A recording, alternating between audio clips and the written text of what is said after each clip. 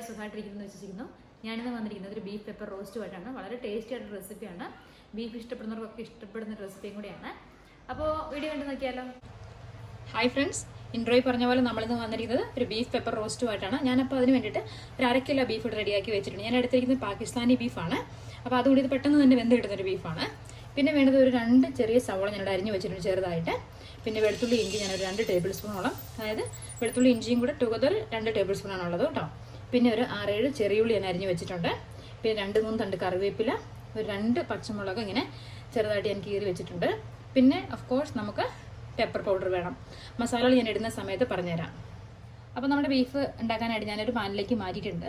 നമുക്ക് വേണമെങ്കിൽ ഇത് പ്രഷർ കുക്ക് ചെയ്യാം. ഇത് പക്ഷേ പെട്ടെന്ന് വെന്തിടുന്നൊരു ബീഫാണ്, അതുകൊണ്ടാണ് ഞാൻ ഇങ്ങനെ ചെയ്തത്. ഇല്ല എന്നുണ്ടെങ്കിൽ പ്രഷർ കുക്കറിൽ ചെയ്യാം കേട്ടോ.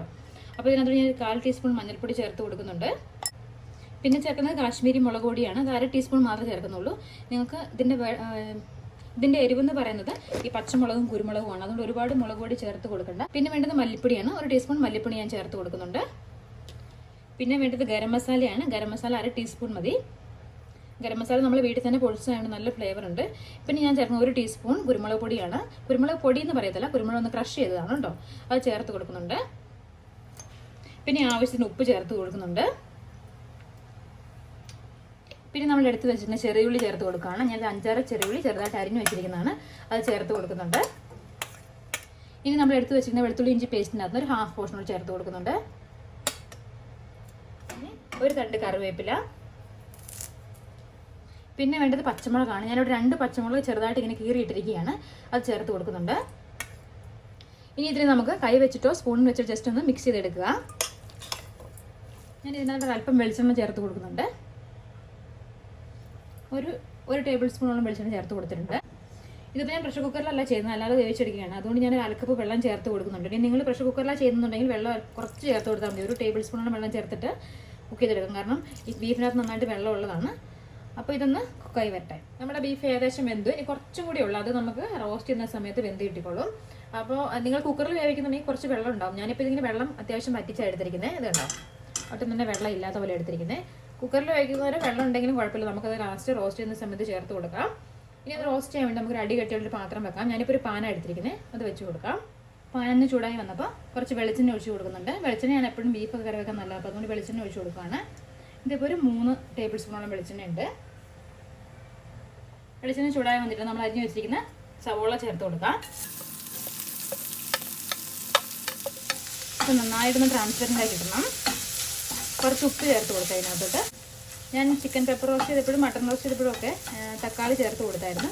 ഇതിനകത്ത് ഞാൻ ചേർക്കുന്നില്ല, കാരണം ബീഫിൻ്റെ ടേസ്റ്റിനോട് തക്കാളി ചേർന്ന് പോകാത്ത പോലെ എനിക്ക് തോന്നിയിട്ടുണ്ട്. അപ്പോൾ ഞാൻ ഏതായാലും ലെമണാണ് ചേർക്കുന്നത് ഇതിന് പുളിക്ക്. അപ്പോൾ ഇതൊന്ന് ജസ്റ്റ് ഒന്ന് വാടി വരട്ടെ. ഒന്ന് വാടി വന്നപ്പോൾ നമ്മൾ എടുത്തിരിക്കുന്ന വെളുത്തുള്ളി ഇഞ്ചിയുടെ പേസ്റ്റ് ചേർത്ത് കൊടുക്കുന്നുണ്ട്. ഞാൻ നേരത്തെ പറഞ്ഞപ്പോൾ 2 ടേബിൾ സ്പൂൺ വെളുത്തുള്ളി ഇഞ്ചി പേസ്റ്റ് എന്ന് പറഞ്ഞാൽ എനിക്ക് തോന്നി 2 ടീസ്പൂണാണ് കേട്ടോ. എനിക്ക് എപ്പോഴും പറയുമ്പോൾ മാറിപ്പോകുന്നതാണ്. അപ്പോൾ 2 ടീസ്പൂൺ വെളുത്തുള്ളി ഇഞ്ചി പേസ്റ്റ് ഞാൻ ഇതിന് വേണ്ടി എടുത്തിരിക്കുന്നത്. 1 ടീസ്പൂൺ ഞാൻ നേരത്തെ ചേർത്ത് കൊടുക്കാം. ഇതിപ്പോൾ 1 ടീസ്പൂൺ ചേർത്ത് കൊടുക്കുന്നുണ്ട്. സവോള ഇന്ന് വാടി വന്നിട്ടുണ്ട്. നമുക്ക് അതിനകത്ത് 1/2 ടീസ്പൂൺ കുരുമുളക് ചതച്ച് ചേർത്ത് കൊടുക്കാം. നമ്മൾ നേരത്തെ 1 ടീസ്പൂണാണ് ചേർത്ത് കൊടുത്തത്.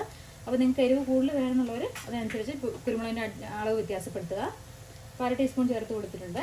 ഇനി നമുക്ക് കുറച്ച് ഗരം മസാല, അതായത് നമ്മൾ നേരത്തെ 1/2 ടീസ്പൂൺ ഗരം മസാല ചേർത്ത് കൊടുക്കും. ഇതിപ്പം ജസ്റ്റ് ഈ സവോളയ്ക്ക് വേണ്ടി മാത്രമുള്ള ചേർത്താൽ മതി. അപ്പോൾ ഒരു പിഞ്ച് ഗരം മസാല ചേർത്ത് കൊടുക്കുന്നുണ്ട്. പിന്നെ നമ്മൾ ചേർക്കുന്ന ഒരു 1/4 ടീസ്പൂൺ പെരിഞ്ജീരകപ്പൊടിയാണ്. ബീഫ് ആയതുകൊണ്ട് ഇത്തിരി പെരിഞ്ജീരകത്തിൻ്റെ ടേസ്റ്റുള്ളത് എപ്പോഴും നല്ലതാണ്. അപ്പോൾ ഒരു ലേശം പെരിഞ്ജീരകപ്പൊടി ഞാൻ ചേർത്ത് കൊടുത്തിട്ടുണ്ട്. എന്നിട്ട് ഒന്നുകൂടി ഒന്ന് വഴറ്റി കൊടുക്കുക. നമുക്ക് ഈ സവോളയ്ക്ക് ആവശ്യമായ കുറച്ച് മഞ്ഞൾപ്പൊടിയും കൂടി ചേർത്ത് കൊടുക്കുന്നുണ്ട്. ഞാനൊരു 1/4 ടീസ്പൂൺ മഞ്ഞൾപ്പൊടി ചേർത്താണ് ബീഫ് വേവിച്ചത്, എങ്കിലും ഒരു പിഞ്ച് മഞ്ഞൾപ്പൊടിയും കൂടി ചേർത്ത് കൊടുത്തിട്ടുണ്ട്. ഇനി നമുക്ക് ബാക്കിയുള്ള കറിവേപ്പില 2 തണ്ടുണ്ട്, അത് ഞാൻ ചേർത്ത് കൊടുക്കുന്നുണ്ട്.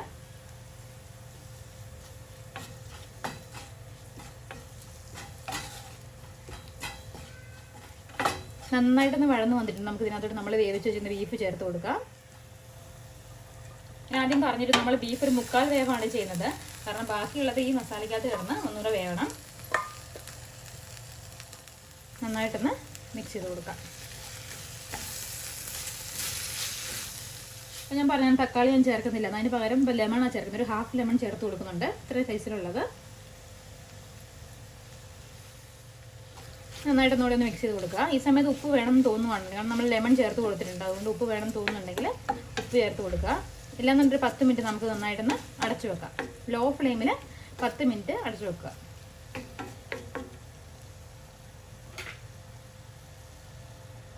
അടച്ചു വെക്കുന്നുണ്ട്. ഞാൻ 10 മിനിറ്റ് കഴിഞ്ഞ് ജസ്റ്റ് ഒന്ന് തുറന്ന് നോക്കി. ഉണ്ടോ, ടേസ്റ്റി ആയിട്ട് വന്നിട്ടുണ്ട്. എനിക്ക് ഇത്തിരി ഒരു പെപ്പറിൻ്റെ ടേസ്റ്റ് കുറവ് തോന്നി. അപ്പോൾ ഞാനൊരു 1/4 ടീസ്പൂൺ പെപ്പർ ചേർത്ത് കൊടുക്കുന്നുണ്ട് കേട്ടോ.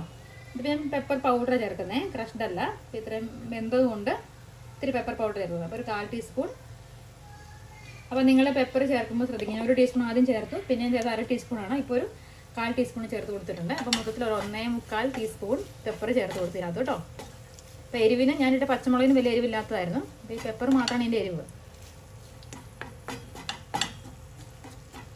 അപ്പോൾ നമ്മുടെ ടേസ്റ്റി ആയിട്ടുള്ള ബീഫ് പെപ്പർ റോസ്റ്റ് റെഡി ആയിട്ടുണ്ട്. ട്രൈ ചെയ്ത് നോക്കണം, നല്ല ടേസ്റ്റാണ്. അപ്പോൾ വീണ്ടും ഒരു വീഡിയോ കണ്ടുമുട്ടാം. അതുവരേക്കും ബൈ ബൈ, ടേക്ക് കെയർ.